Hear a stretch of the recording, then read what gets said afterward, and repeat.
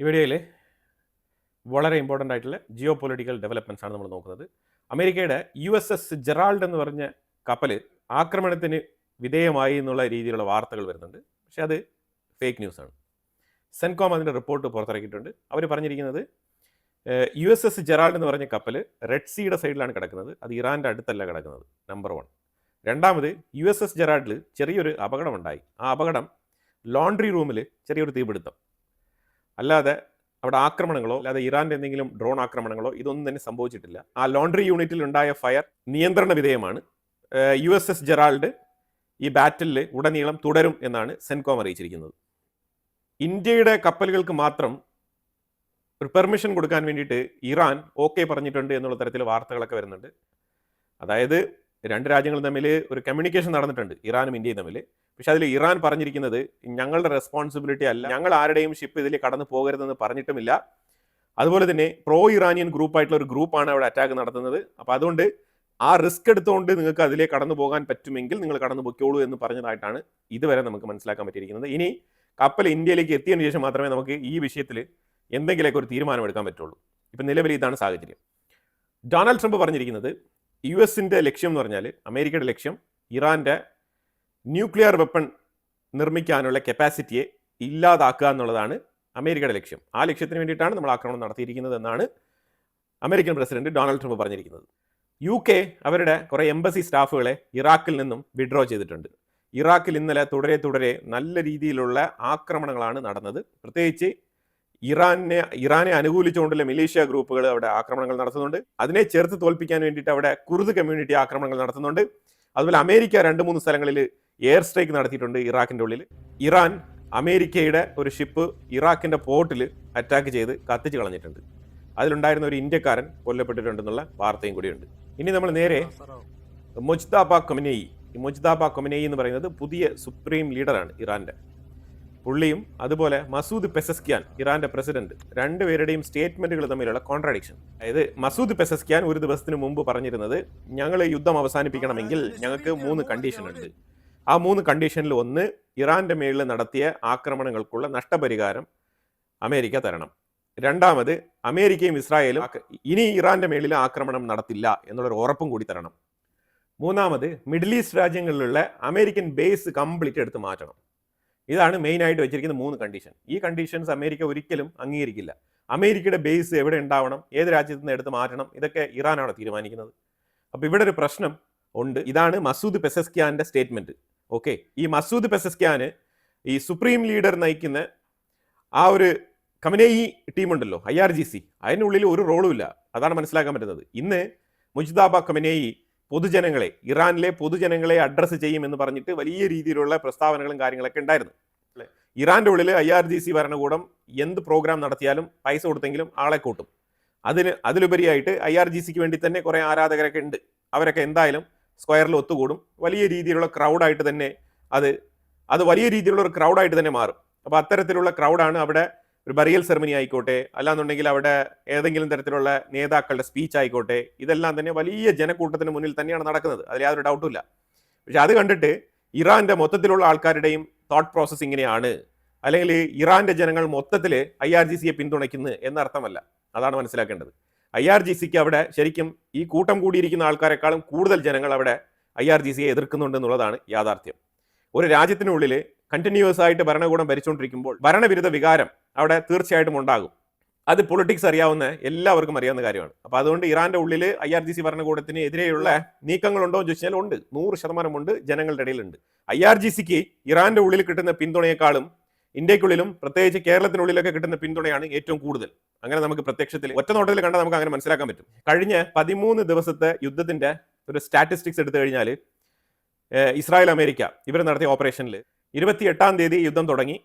Within 24 hours ഇറാന്റെ air സ്പേസിന്റെ complete control അമേരിക്കയും ഇസ്രായേലും സ്വന്തമാക്കി. സോഫാർ മൊത്തത്തിലുള്ള ഫൈറ്റർ ജെറ്റുകളുടെ ആ ഒരു ടൈം ലൈൻ കാൽക്കുലേറ്റ് ചെയ്ത് കഴിഞ്ഞാൽ 7,000 hours ആണ്.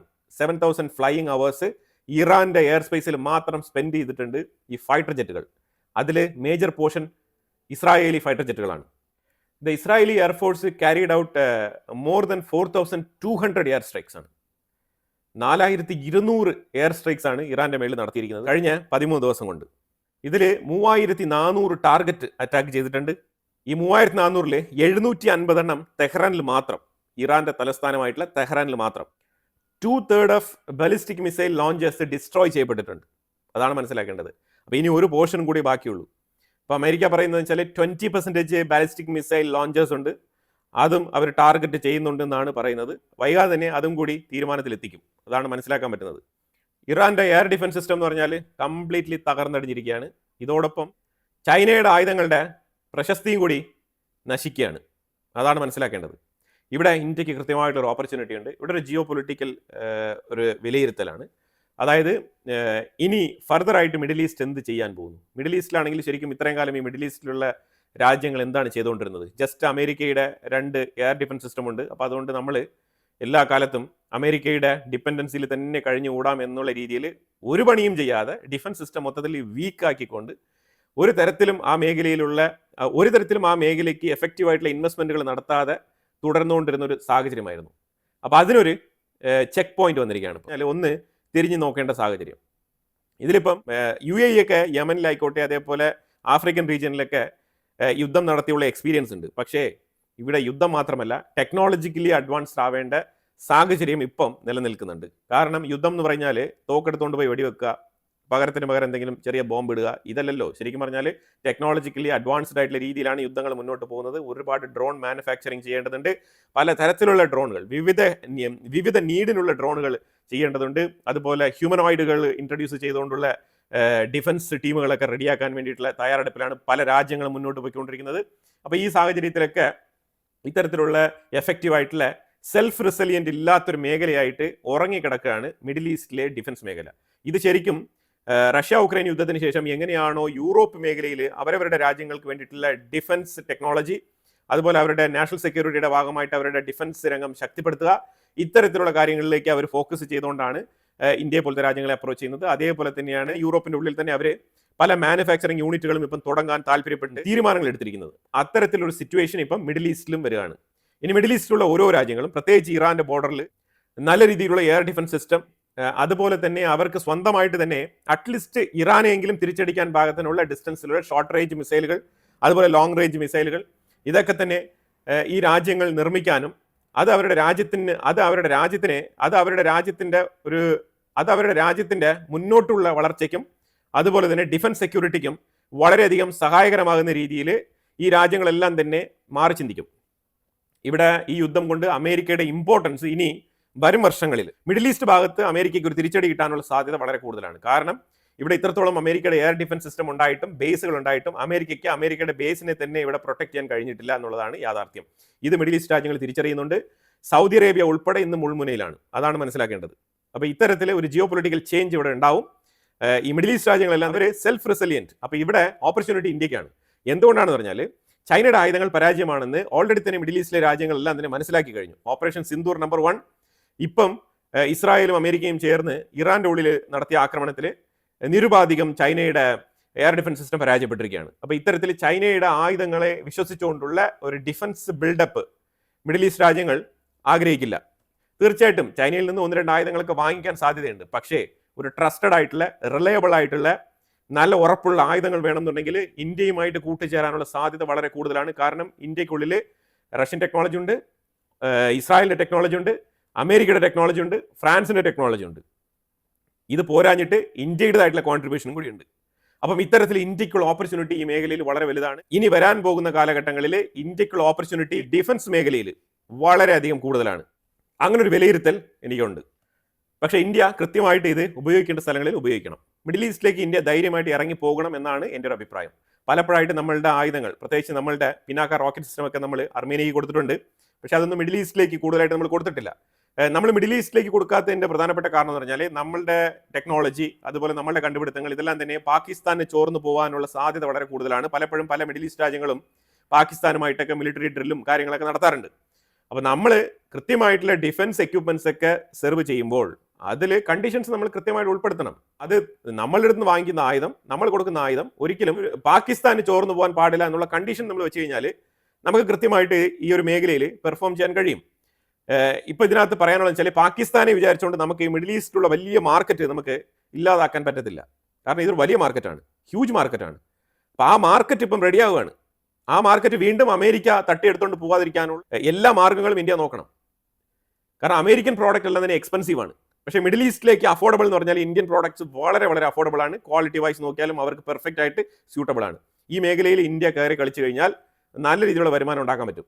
പിന്നെ ഇതിനകത്ത് പറയാനുള്ളത് വെച്ചാൽ നമ്മൾ ഇവർക്ക് വേണ്ടി മാത്രം സെപ്പറേറ്റ് ആയിട്ട് സാധനങ്ങൾ ഉണ്ടാക്കി കൊടുക്കണമെന്നേ. നമ്മൾ ഇന്ത്യക്ക് വേണ്ടിയിട്ട് നമ്മുടെ പ്രൊട്ടക്ഷന് വേണ്ടിയിട്ട് വെച്ചിരിക്കുന്ന കാര്യങ്ങൾ നമ്മൾ പാകിസ്ഥാനെതിരെ എന്തെല്ലാം എയർ ഡിഫൻസ് സിസ്റ്റം, അതേപോലെ എന്തെല്ലാം റോക്കറ്റ് സിസ്റ്റം, ഏതൊക്കെ തരത്തിൽ നമ്മൾ ഒരു ഡിഫൻസ് ഇക്വിലിബ്രിയം സെറ്റ് ചെയ്ത് വെച്ചിട്ടുണ്ടോ, അത് നമ്മൾ ആ സെയിം സെറ്റപ്പ് നമുക്ക് മിഡിൽ ഈസ്റ്റിലേക്ക് കൊടുക്കണമെന്നില്ല. അവർക്ക് വേണ്ടിയിട്ട് കസ്റ്റമൈസ്ഡ് ആയിട്ട് അവരുടെ നിർദ്ദേശം അനുസരിച്ച് ഉണ്ടാക്കി കൊടുത്താൽ മതി. ഇത്തരത്തിലേക്ക് ചിന്തിച്ചു കഴിഞ്ഞാൽ ഡിഫൻസ് മേഖലയിൽ നമുക്ക് വൻ വളർച്ച നേടാൻ സാധിക്കും, വളരെ ക്വിക്കായിട്ട് തന്നെ. ഇപ്പൊ പാകിസ്ഥാനെ നമ്മൾ അടിക്കുമ്പോൾ അമേരിക്ക നീ അടിക്കരുത് പറയുന്നത് എന്തുകൊണ്ടാണ്? ഇന്ത്യയുടെ പവർ ലോകത്ത് മറ്റുള്ള രാജ്യങ്ങൾ മനസ്സിലാക്കി കഴിഞ്ഞാൽ പിന്നെ ഇന്ത്യയുടെ ഡിഫൻസ് മാർക്കറ്റിനെ പിടിച്ചു നിർത്താൻ പറ്റത്തില്ല. അതുകൊണ്ടാണ് ഇന്ത്യയുടെ മേളിൽ ഈ പ്രഷർ അവരിടുന്നത്. ഇതുകൊണ്ടാണ് ഓപ്പറേഷൻ സിന്ദൂറിനെ കുറിച്ച് അവർക്ക് പുറത്തോട്ട് പറയാനുള്ള മടിയും, ഈ പാകിസ്ഥാൻ യുദ്ധം ഇന്ത്യ പാകിസ്ഥാൻ യുദ്ധം ഞാനാണ് നിർത്തിയത് എന്നുള്ള തരത്തിലുള്ള ക്ലെയിം എല്ലാം വരുന്നത്. ഇതെല്ലാം ഈ ഒരു ഫിയർ ഫാക്ടർ കൊണ്ടാണ്. അതായത് പുതിയൊരു ശക്തി ഉയർന്നു വരാൻ പാടില്ല എന്നുള്ളതാണ് അവരുടെ അജണ്ട. ആ അജണ്ടയാണ് നമ്മൾ പൊളിച്ചെടുക്കേണ്ടത്. അപ്പൊ ശരിക്കും ഈ ഇറാന്റെ പ്രസിഡന്റ് മസൂദ് പെസസ്കിയാന്റെ സ്റ്റേറ്റ്മെന്റ് ഞാൻ പറഞ്ഞു കഴിഞ്ഞു. ഇനി മൊജ്തബ ഖമനേയി പൊതുജനങ്ങളുടെ മധ്യേ സ്റ്റേറ്റ്മെന്റ് പറയും എന്നൊക്കെ പറഞ്ഞിട്ടുണ്ടായിരുന്നു. പൊതുജനങ്ങളെ അഭിസംബോധന ചെയ്യുമെന്നൊക്കെ പറഞ്ഞിട്ടുണ്ടായിരുന്നു. പക്ഷേ നല്ല രീതിയിൽ ഇഞ്ചൂർഡ് ആയിട്ടുണ്ട് മൊജ്തബ ഖമനേയി. ഒരുപക്ഷെ എണീറ്റ് നടക്കാൻ പോലും പറ്റിയെന്ന് വരില്ല. ഹോസ്പിറ്റലൈസ്ഡ് ആണെങ്കിൽ ഒരിക്കലും എണീറ്റ് വരാൻ പറ്റില്ല എന്ന് തന്നെയാണ് ഇസ്രായേലിന്റെ നിലപാട്. പക്ഷേ അതേ സാഹചര്യത്തിൽ ഇവര് അതിനെ വെല്ലുവിളിച്ചുകൊണ്ടാണ് ഇറാന്റെ IRGC ഭരണകൂടം ഇല്ല, ആയത്തുള്ള ഖമനേയി മൊജ്തബ ഖമനേയി വന്ന് അഡ്രസ്സ് ചെയ്യും, ഖമനേയി ജൂനിയർ വന്ന് തീർച്ചയായിട്ടും ജനങ്ങളെ അഭിസംബോധന ചെയ്യുമെന്നൊക്കെയാണ് പറഞ്ഞിരുന്നത്. പക്ഷേ നിർഭാഗ്യവശാൽ ഇറാന് അത് സാധിച്ചില്ല. IRGC ഭരണകൂടത്തിന് ആ വാക്ക് പാലിക്കാൻ കഴിഞ്ഞില്ല. അവസാനം അവരൊരു ട്വീറ്റിൽ ഒതുക്കുകയാണ് ചെയ്തത്. മുജ്തബ ഖമനേയിയുടെ ഒരു ഇമേജും വെച്ചിട്ട് ഒരു ട്വീറ്റിൽ അത് ഒതുക്കുകയാണ് ചെയ്തത്. പിന്നീട് എന്താണ് ട്വീറ്റ്, ആൾ ജീവനോട് ഇരിപ്പുണ്ടോ ഇല്ലയോ എന്നുള്ള ഡൗട്ട് ചോദ്യമായി പല രീതിയിൽ ആൾക്കാരുടെ ചോദ്യം ഉയർന്നതിനെ തുടർന്ന് അവസാനം ഒരു വോയിസ് ക്ലിപ്പ് റെക്കോർഡ് ചെയ്ത് അവർ ഇടേണ്ട ഒരു ഗതികേടിൽ എത്തിപ്പെട്ടു IRGC ഭരണകൂടം. അവസാനം ഇത് അയാളുടെ വോയിസ് തന്നെയാണെന്ന് കുറച്ച് ആൾക്കാർ പറയുന്നുണ്ട്, ഇല്ല ഇത് അയാളുടെ വോയിസ് അല്ല എന്ന് കുറച്ച് പേര് പറയുന്നുണ്ട്. ഇത്തരത്തിലാണ് കാര്യങ്ങൾ. എന്തായാലും പുള്ളിയുടെ മെസ്സേജ് നമ്മൾ നോക്കിക്കഴിഞ്ഞാൽ മെസ്സേജിൽ പറയുന്നത് എന്താണോ മസൂദ് പെസസ്കിയാൻ പറഞ്ഞത് അതിന് ഡയറക്റ്റ് ഓപ്പോസിറ്റ് ആയിട്ടാണ്, അതിന് നേരെതിരായിട്ടാണ് മുജ്തബ ഖമനേയി പറഞ്ഞിരിക്കുന്നത്. IRGCയുടെ നിലപാട് എന്താണോ അത് തന്നെയാണ് പറഞ്ഞിരിക്കുന്നത്. ചുരുക്കി പറഞ്ഞാൽ ആയത്തുള്ള ഖമനേയിയേക്കാളും ഒരു പടി മുകളിൽ പുള്ളിക്കാരൻ പറഞ്ഞിരിക്കുന്നത് ഹമാസ് October 7 നിങ്ങൾ ചെയ്തത് വളരെ നല്ല കാര്യമാണ്, ഹെസ്ബുള്ള അപ്രിഷിയേറ്റഡ്, അതുപോലെ ഹൂത്തീസ് നിങ്ങൾക്കും ഞാൻ അഭിനന്ദനം അറിയിക്കുന്നു. അങ്ങനെ പല രീതിയിലുള്ള പ്രോക്സികളെല്ലാം തന്നെ പ്രൊമോട്ട് ചെയ്ത് സംസാരിച്ചിട്ടുണ്ട്. നമ്പർ 1. നമ്പർ 2, സ്ട്രൈറ്റ് ഓഫ് ഹോർമോസിനെ അടച്ചു പൂട്ടുക, ഒറ്റ ഒരു ഷിപ്പ് അതിൽ കടന്നു പോകരുത്. ഇതാണ് രണ്ടാമത്തെ പോയിന്റ്. ഈ സ്ട്രൈറ്റ് ഓഫ് ഹോർമോസിൽ നമ്മൾ ഇടുന്ന പ്രഷർ ആഗോള തരത്തിൽ റിഫ്ലക്ട് ചെയ്യണം എന്നാണ് മൊജ്തബ ഖമനേയി പറഞ്ഞിരിക്കുന്നത്. ഇത് നമ്മൾക്കെതിരെ ആക്രമണം നടത്തുന്ന നമ്മളുടെ എനിമീസിനൊരു ലെസൺ ആയിക്കോട്ടെ എന്നാണ് പറഞ്ഞിരിക്കുന്നത്. അതുപോലെ ഗൾഫ് രാജ്യങ്ങൾ നിങ്ങൾക്കെതിരെയുള്ള ആക്രമണങ്ങൾ ഞാൻ അവസാനിപ്പിക്കുകയില്ല, ഇത് നമ്മൾക്കെതിരെ ആക്രമണം നടത്തുന്ന നമ്മളുടെ എനിമീസിനൊരു ലെസൺ ആയിക്കോട്ടെ എന്നാണ് പറഞ്ഞിരിക്കുന്നത്. അതുപോലെ ഗൾഫ് രാജ്യങ്ങൾ നിങ്ങൾക്കെതിരെയുള്ള ആക്രമണങ്ങൾ ഞാൻ അവസാനിപ്പിക്കുകയില്ല, നിങ്ങൾ പൂർണ്ണമായിട്ടും അമേരിക്കൻ ബേസ് അവിടെ നിന്ന് എടുത്തു കളയണം, അമേരിക്കയുമായിട്ടുള്ള ഒരു സംഗതികളും ഗൾഫ് രാജ്യങ്ങളിൽ ഉണ്ടാവാൻ പാടില്ല. ഇത്തരത്തിലുള്ള ഒരു 3 വാണിംഗ് ആണ് പുള്ളിക്കാരൻ കൊടുത്തിരിക്കുന്നത്. യുദ്ധം നിർത്താൻ തയ്യാറല്ല, ലെറ്റ്സ് ഗോ ഫോർവേഡ് എന്നാണ് പറഞ്ഞിരിക്കുന്നത്. അതായത് യുദ്ധത്തിലേക്ക് മുന്നോട്ട് തന്നെ പോവാണ്, ശക്തമായ രീതിയിൽ മുന്നോട്ട് പോകാനാണ് പറഞ്ഞിരിക്കുന്നത്. അപ്പം ഇന്നലെ മസൂദ് പെസസ്കിയാന്റെ സ്റ്റേറ്റ്മെന്റിനെ തുടർന്ന് ഇറാൻ ഒരുപക്ഷെ ചർച്ചയ്ക്ക് വരും എന്നുള്ള നിലയിൽ അമേരിക്ക, ഇസ്രായേൽ രണ്ടുപേരും കുറച്ച് ആക്രമണങ്ങൾ കുറച്ചിട്ടുണ്ടായിരുന്നു. അഗ്രഷൻ ഇച്ചിരി കുറവായിരുന്നു ഇന്നലെ. അപ്പോൾ എന്തായാലും ഇറാന്റെ ഉള്ളിൽ 2-3 സ്ഥലങ്ങളിലൊക്കെ ആക്രമണങ്ങൾ നടത്തിയിട്ടുണ്ട്. ആക്രമണങ്ങൾ തീരെ നടത്തിയില്ല എന്നല്ല, അമേരിക്ക നടത്തിയില്ല, പക്ഷേ ഇസ്രായേൽ ഒരു 4-5 സ്ഥലങ്ങളിൽ കൃത്യമായിട്ട് ആക്രമണങ്ങൾ നടത്തിയിട്ടുണ്ട്. പക്ഷേ ഇതൊരു ബ്രീതിങ് പോയിന്റ് ആയിട്ട് എടുത്തുകൊണ്ട് വീണ്ടും ആയുധങ്ങൾ ലോഡ് ചെയ്ത് ആക്രമണങ്ങൾ തകൃതിയായിട്ട് തുടരാൻ പോവുകയാണ് ഇറാന്റെ ഉള്ളിൽ. അതിന് ട്രംപ് കൊടുത്ത ടൈം എന്ന് പറഞ്ഞാൽ 24 hours ആണ് ടൈം ലൈൻ കൊടുത്തത്.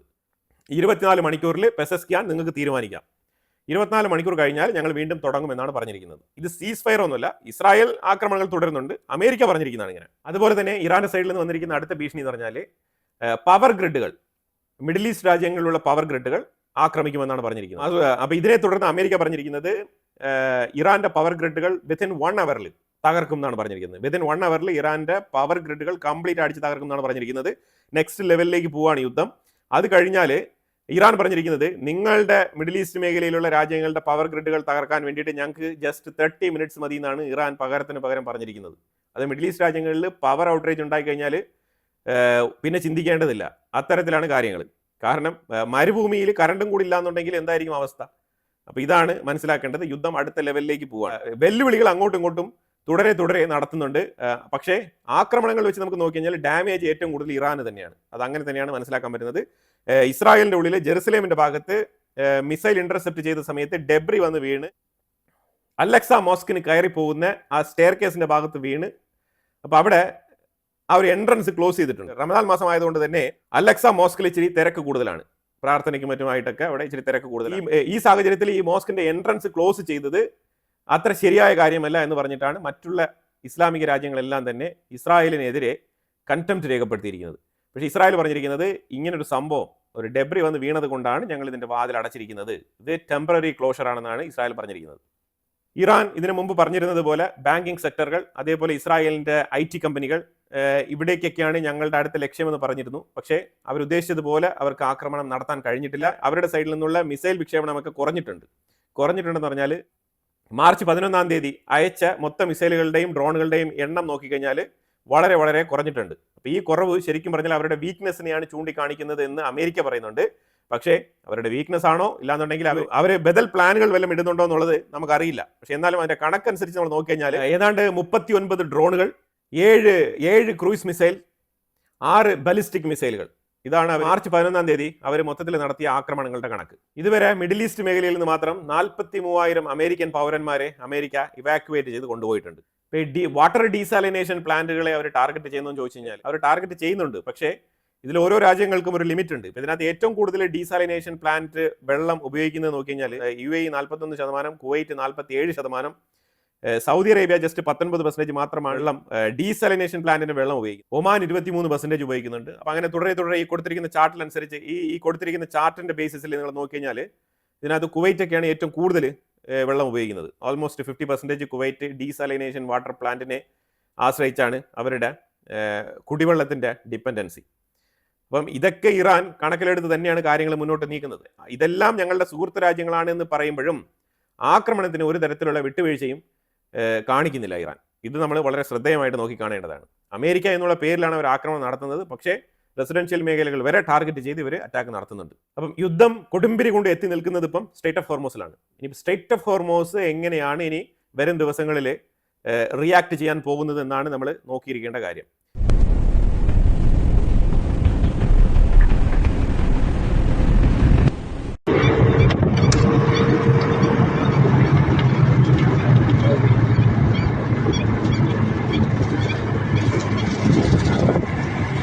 سواهم تتن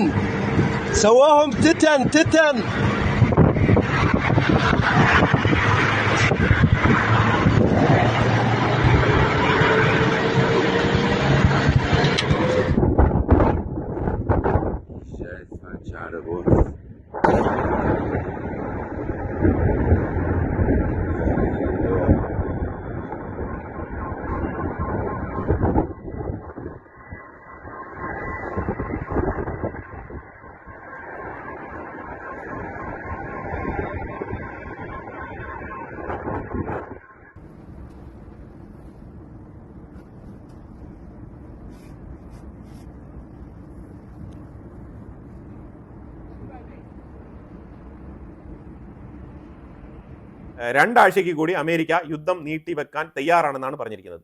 2 more weeks. ഇത് ആക്സിയോസ് എന്ന് പറഞ്ഞ പത്രം റിപ്പോർട്ട് ചെയ്തിട്ടുണ്ട്. അപ്പോൾ എന്തായാലും വളരെ ഇമ്പോർട്ടൻ്റ് ആയിട്ടുള്ള വിഷയങ്ങളാണ് നമ്മൾ ഈ വീഡിയോയിൽ അപ്ഡേറ്റ് ചെയ്തത്. ഇതിനെക്കുറിച്ചുള്ള അഭിപ്രായങ്ങൾ കമന്റ് ബോക്സിൽ രേഖപ്പെടുത്തുക.